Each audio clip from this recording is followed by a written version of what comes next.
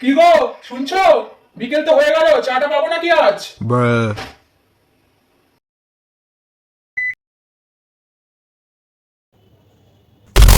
ধরো তোমার চা।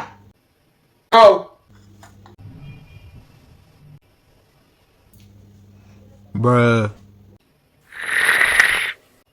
ঘরে কি চিনি ছিল না? এত কম দিয়েছো। চিনি কম হয়েছে মানে? তোমার না সুগার, সেটা ভুলে গেলে চলবে? আমাকে তো মনে রাখতে হবে। ঠিকই তো, আমার তো আবার সুগার। এবার থেকে না চিনি পুরো গোলা দিয়ে দেবো, ভালো করে খেও। না না থাক, যা দিয়েছো ঠিক আছে। চায়ে চিনি কেন কম হয়েছে? এই তোরা হাসছিস কেন? চুপচাপ টিভি দেখছিস, টিভি দেখ।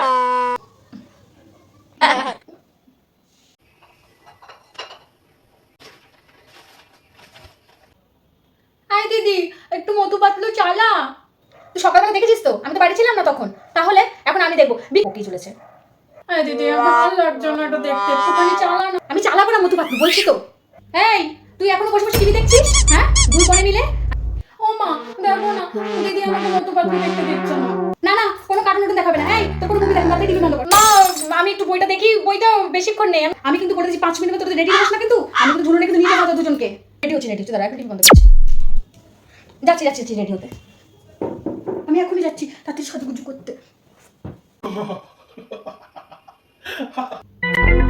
কি ব্যাপার, তুমি হাসছো কেন? না, তুমি যেভাবে বললে ওদেরকে যে 5 মিনিটের মধ্যে যদি রেডি না হোস তাহলে তুমি নাকি ঝুলন দেখাতে নিয়ে যাবে। এই তো 5 ঘন্টা সময় লাগে রেডি হতে। আমার 5 ঘন্টা সময় লাগে সাজতে? হ্যাঁ, আমি যখন সাজি তুমি কি আমার মুখের সামনে বসে থাকো যে আমি কিভাবে সাজুগুজু করি? হ্যাঁ, না না কিছু বলি। এই, তুমি যাবে কি আমাদের সাথে? না না আমি যাবো না, তোমরাই যাও। ঠিকই আছে, তোমার গিয়ে কোনো কাজ নেই, তুমি গেলে বাড়িতে আবার কে পাহারা দেবে? কি বললে তুমি? ঠিকই তো বলেছি, দুবার শুনতে বুঝি খুব ইচ্ছে করছে। A few moments later. এই যে শুনছো, স্ত্রীর অত্যাচারে স্বামী পলাতক। আমরা যতক্ষণ না বাড়ি না আসছি তুমি কিন্তু বাড়ির বাইরে একদম বেরোবে না, আর কোথাও আড্ডা দিতে যাবে না, মনে থাকে যেন কথাটা। ভাইয়া যাবো, বুঝিয়ে তো দিলে আমি বাড়ির কে। বুঝে গেছো তো? তাহলেই চলবে। আমি বাড়িতেই আছি, চিন্তা নেই। তো তোমরা ভালোভাবে যাও, ভালোভাবে এসো। মা, আমার সাজুগুজু হয়ে গেছে। মা, চলো, রেডি হয়ে গেছি। রেডি হয়ে গেছিস? তো সাজুগুজু হয়ে গেছে তো? আবার লাস্ট কোনো টাচ আপ বাকি নেই তো? না মা, আমার আর কোনো লাস্ট টাচ আপ দেওয়া বাকি নেই। ঠিক আছে, চল আমি আসছি। হ্যাঁ, চলো এই দিদি, চল। এই যে আসছি। সাবধানে এসো। সত্যি কি দিনকাল পড়লো। পুরুষ মানুষরা সিংহের মতো গর্জন করে আর ঘরে একদম মিনি পিজা।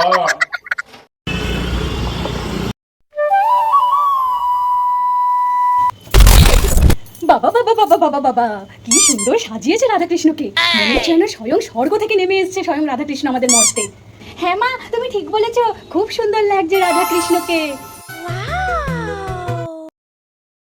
হ্যাঁ, এভাবে দাঁড়িয়েছিস কেন? তাড়াতাড়ি প্রণাম কর।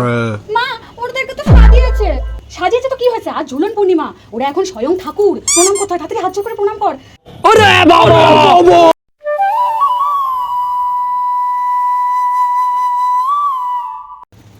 এই রে, কি জোরে মেঘ ডাকছে, এক্ষুনি বৃষ্টি নামবে।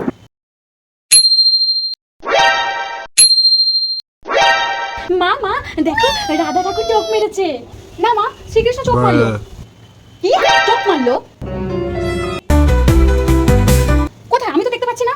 ওরা কি স্বয়ং মানুষ নাকি? ওরা তো এখন স্বয়ং ঠাকুর, কেন চোখ মারতে যাবে? না মা, দিদি মিথ্যে কথা বলছি, রাধা দেবী চোখ মেরেছে। তো দুজনে ঝগড়া না, কে কাকে চোখ মারলো বাড়ি কি আমি শুনবো? এখানে এখন শুনতে পাচ্ছি না। এখন এই রে, বৃষ্টি নেমে গেল, তাড়াতাড়ি বাড়ি চল। ওরে বাবা রে। হ্যাঁ, চলো।